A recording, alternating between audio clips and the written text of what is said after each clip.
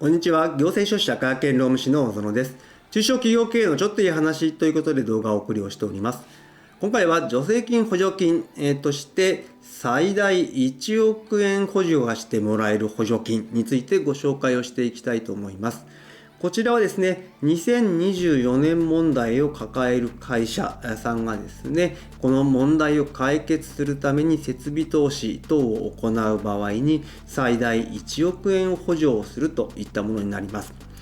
今回第1回の募集という形になっておりますので、もし応募をできなかった場合は第2回があるのではないかというふうに思っておりますので、ぜひ第2回以降に応募してもらえればというふうに思います。まずは今回の概要ですけれど、今回の補助金につきましては、2024年問題を抱える事業者さんが対象になっているという状況になりますので、まずは2024年問題とはどういったものなのかについて見ていきたいと思います。2024年問題といいますと、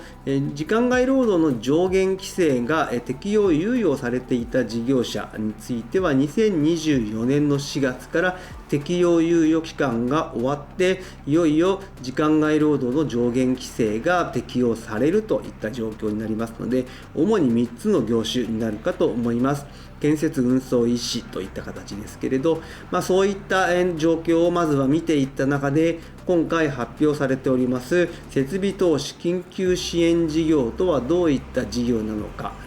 それについて概要、対象経費、募集公募期間について見ていった上で、最後に注意点とまとめという形になります。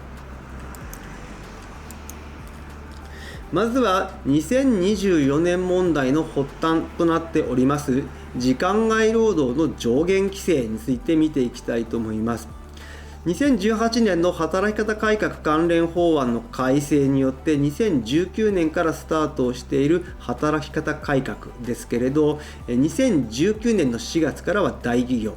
2020年の4月からは中小企業に対して時間外労働の上限規制というのが法律で適用されているという状況になっている。この法律適用の前までについての時間外労働についてですけれど、残業時間、いわゆる時間外労働については月45時間、年間360時間までですという形になっていた。そしてですね、それを超えることができる月は年間6回まで、6月までという形になっておりました。ただこれはですね、大臣告示による上限ということで、これを超えて労働していたとしてもですね、罰則がなかった行政指導のみという状況でした。これが2019年また2020年に法改正されて適用されると、法律による上限という形になりますので、月45時間、年間360時間、そしてですね、特別な事情がある場合には720時間、そういった形で労働時間の上限というのは設けられたという状況で、これらを、超えてしまうと、法律違反という可能性があるという形になっております。そのような状況の中で、多くの会社では労働時間削減のためのですね、取り組みというのにこの5年間、行ってきたわけですけれど、この適用の際に適用を免除されている、猶予されている事業者というのがいくつかありました。それが適用猶予事業者と言われるものになりまして、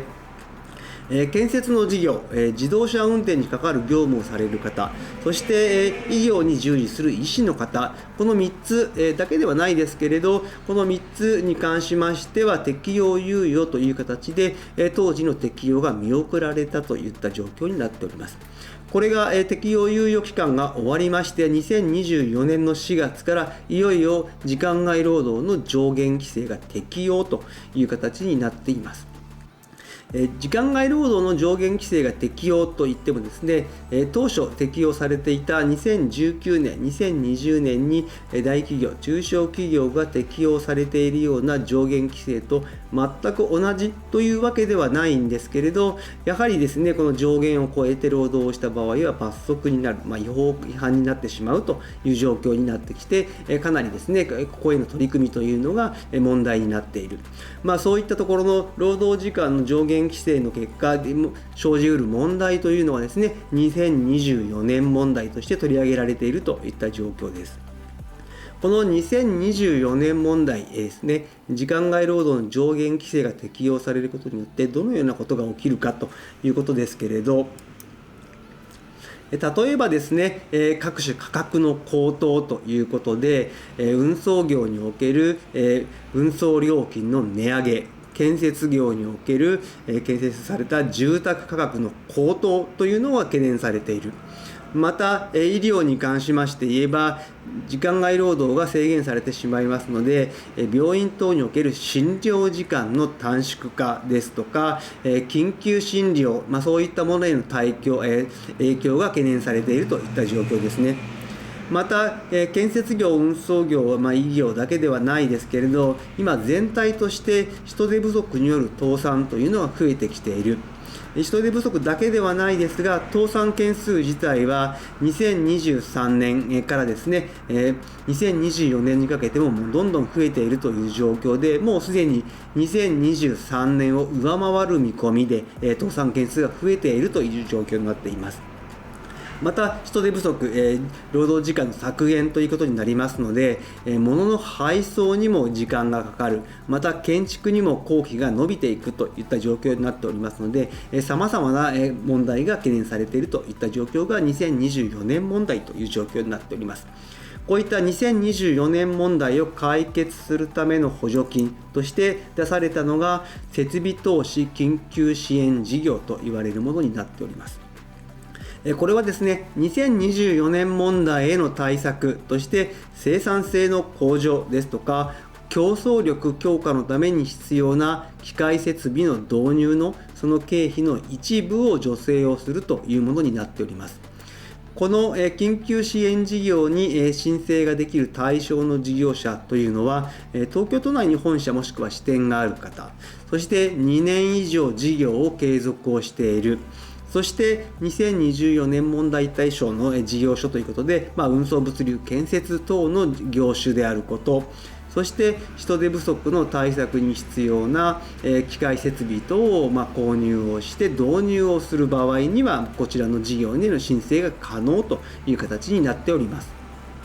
そして助成額ですけれど、こちら下限は100万円になっておりますけれど、上限はですね、補助率が5分の4、これもかなり高いんですけれど、金額としては上限が1億円という形で、かなり大型の補助金になっているといった状況。そして事業の実施期間につきましては、発表された後からの取り組みという形になりますので、2024年令和6年10月1日以降という形になっております。そしてこの設備投資緊急支援事業の対象経費ですけれど、これは機械設備ですとか器具備品、ソフトウェア等の導入経費ということで、機械装置なんかに関しては1機で50万円以上のものという形で制限がかかっているという状況になっております。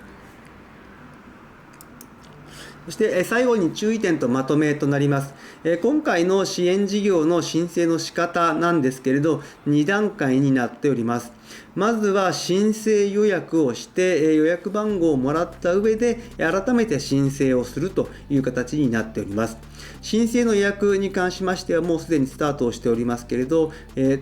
公益財団法人東京中小企業振興公社のホームページから申し込んでいただいて、